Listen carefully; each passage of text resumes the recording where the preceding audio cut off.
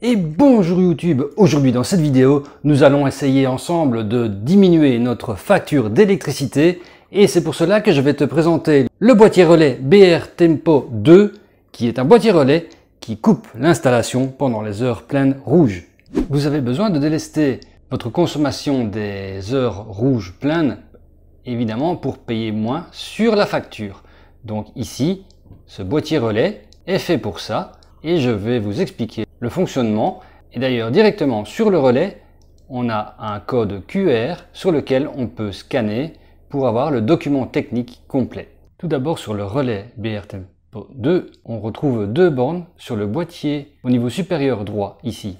Donc les deux bornes ici, ce sont les bornes 5 volts plus et moins, donc négative et positive en 5 volts, en DC, donc en courant continu. C'est par cette entrée-là que rentre l'alimentation. Ensuite, dans la partie inférieure gauche, il y a ces deux bornes-ci sur lesquelles on branche la tique du compteur. Le compteur qui soit en monophasé, en triphasé, ou alors programmé en standard ou en historique, c'est ici, sur les deux bornes inférieures, donc inférieure gauche, qu'il faut les brancher.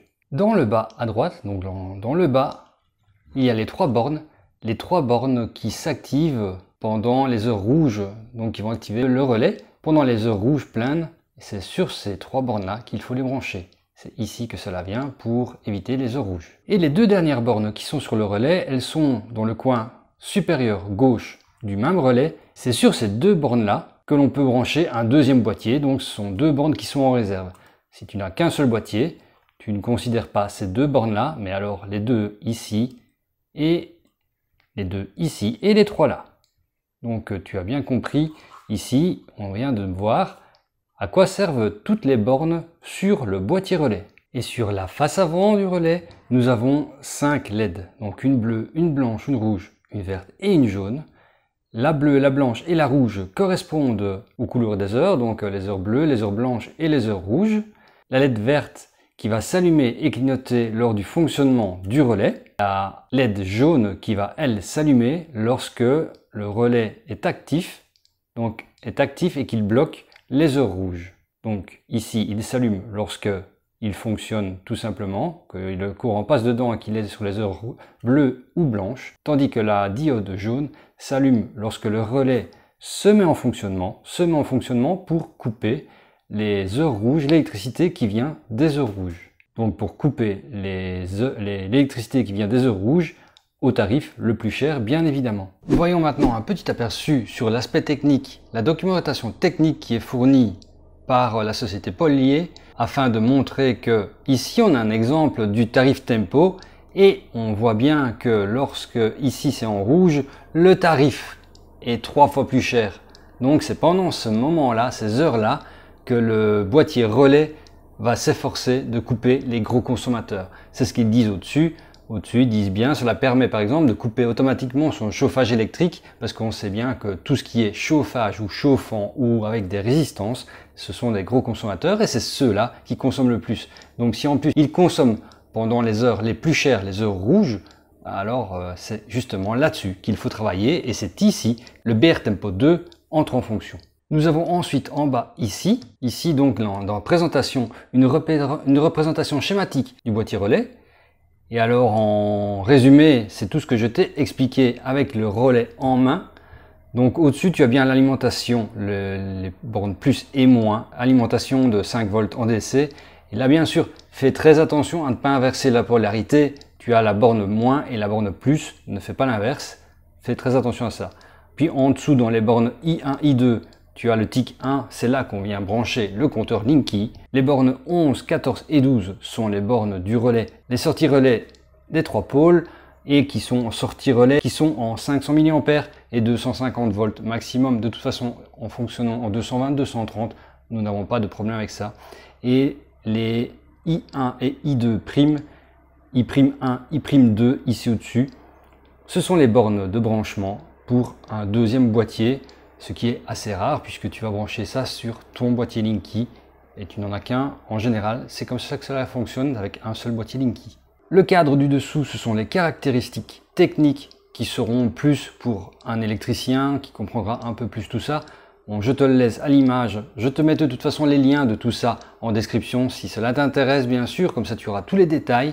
Et ici tu as toutes les données techniques, même avec les dimensions et même le poids de 70 grammes du relais, donc ça va vraiment dans le détail. Tu auras tout ce que tu demandes dans ces caractéristiques techniques là. En dessous tu as la représentation d'un compteur Linky monophasé et un triphasé. Tu vois ici dans le monophasé, il y a dans le bas à droite du compteur 3 ticks, les I1, I2 et A, ce sont les I1 et I2 que l'on va raccorder au boîtier relais. C'est pour cela que ici au-dessus, on a I1, I2, c'est le I1, I2 qui se trouve ici à l'extérieur. Et c'est de là au boîtier, c'est de là que part le branchement Linky boîtier relais sur les bornes I1, I2. Donc tu ne prends pas la A, seulement I1, I2. Et contrairement sur un compteur Linky triphasé, les bornes I1, I2 se trouvent sur le bord supérieur à droite. Donc contrairement au monophasé où c'est du côté inférieur à droite, sur le triphasé c'est le côté supérieur à droite. L'explication suivante est le tableau du fonctionnement du relais. Donc on voit bien que pendant toutes les heures, le boîtier relais est au repos, sauf pendant les heures rouges dans lesquelles il est actif. Et c'est là où il est actif qu'il bloque l'entrée, ou la sortie de courant vers les gros consommateurs qu'on aura sélectionnés. Dans le paragraphe suivant, on vous indique quelle borne il faut utiliser. Donc, lorsque le relais est au repos, il y a un contact qui se fait entre la borne 11 et 12, et pas avec la borne 14. Et lorsqu'il est actif, donc pour les heures rouges, il y a un contact avec la borne 11 et la borne 14, et il n'y a plus de contact avec la borne 12. Dans le paragraphe suivant, on vous indique, en tant qu'encombrement du boîtier relais, cela fonctionne en 2 boîtiers, et si vous utilisez le boîtier Rogalis 5, il y aura un boîtier supplémentaire. C'est ça que veut dire ce paragraphe des dimensions, pour savoir quelle dimension et quel encombrement cela va prendre dans le boîtier à fusible. Ici, on vous rappelle qu'il y a les 5 LED, comme je l'ai précédemment expliqué, et on précise bien que la LED allumée indique le tarif de la journée et du moment, et il est clignotant s'il indique le tarif du lendemain, si Enedis, ça en France, Enedis a communiqué le tarif au compteur Linky, mais c'est assez rare. La LED jaune, quant à elle, si elle est allumée, c'est que le relais est actif, et le courant passe alors entre les bornes 11 et 14, comme expliqué précédemment, et si elle est au repos, elle est éteinte, et le courant passe alors entre les bornes 11 et 12. Si la lumière verte, la LED verte est allumée, c'est que la communication TIC est fonctionnelle, donc la communication avec ton compteur Linky est fonctionnelle, que tout fonctionne bien. Si elle est fixe, qu'on est dans les heures pleines. Si elle est clignotante, cela indique qu'on est dans les heures creuses. Si la diode n'est pas allumée, qu'elle ne fonctionne pas, alors c'est qu'il y a un dysfonctionnement, qu'il n'y a pas le contact avec la TIC du compteur Linky. Il faut vérifier les branchements parce que normalement elle doit au moins être allumée en continu ou allumée en clignotement. À côté, il y a un exemple de branchement. De toute façon, le branchement, il faut l'adapter à chez toi. Évidemment, si tu branches ça sur un chauffe-eau ou quoi que ce soit, ou un air conditionné, ici on prend l'exemple d'un chauffage, tout ça sont des gros consommateurs. Là, tu dois adapter évidemment le branchement. C'est pas parce qu'il est inscrit chauffage ici que tu dois absolument brancher le boîtier relais sur ton chauffage. Tu l'adaptes bien sûr à ta situation. Il y a donc le compteur Linky qui est branché sur le boîtier relais BR Tempo 2, ici en I1, I2. Et nous avons en 11 et 12 un boîtier relais de puissance qui alimente, dans ce cas-ci, le chauffage. Évidemment, tout branchement du BR Tempo 2 doit être effectué par un professionnel. Premièrement, parce qu'on travaille avec du courant de 220 volts, c'est quand même dangereux. Deuxièmement, pour ne pas faire d'erreur et ne pas cramer, ne pas brûler le matériel. Et troisièmement, parce que comme on agit sur un compteur, il y a peut-être des scellés à retirer et à remettre. Donc ça doit être fait d'office par un professionnel en plus pour ça, concernant les scellés. Le boîtier relais BR Tempo 2 est bien sûr automatique. Lorsqu'il s'allume, lorsqu'on le met en fonction, il se met automatiquement en connexion avec le compteur Linky et s'adapte aux heures et aux lumières, aux LED, aux couleurs de LED qu'il doit allumer évidemment. Et l'affichage sera fait automatiquement. Il n'y a aucune manipulation à faire lorsqu'il est branché au démarrage. À l'intérieur du BR Tempo 2, il y a un fusible de 500 mA. Donc cela fait une petite protection. Ce fusible est changeable, on peut le retirer et en mettre un autre, mais évidemment, cette manipulation doit également être faite par un professionnel, parce que là, on ouvre le boîtier et on ouvre tout ici avec les vis. Il ne faut pas oublier que du courant, de l'électricité du 220 passe là-dedans.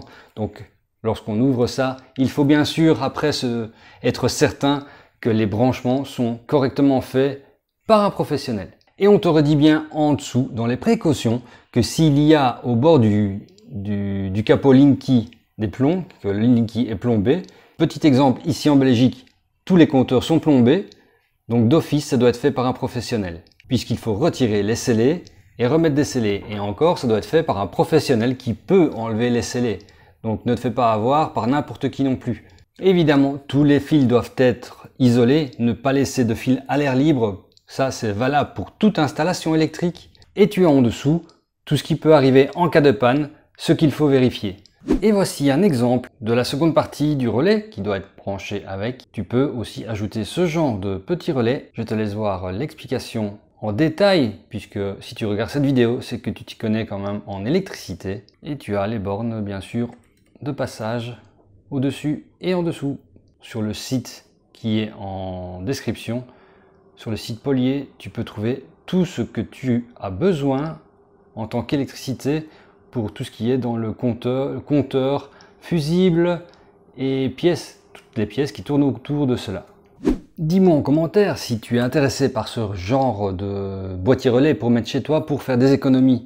Parce que pour le prix du boîtier, évidemment, sur la longueur, tu es gagnant d'office. Et j'espère qu'avec cette vidéo, je t'ai trouvé une bonne petite solution pour épargner sur ta facture d'électricité. Et sur ce, on se voit à la prochaine vidéo. Allez, ciao!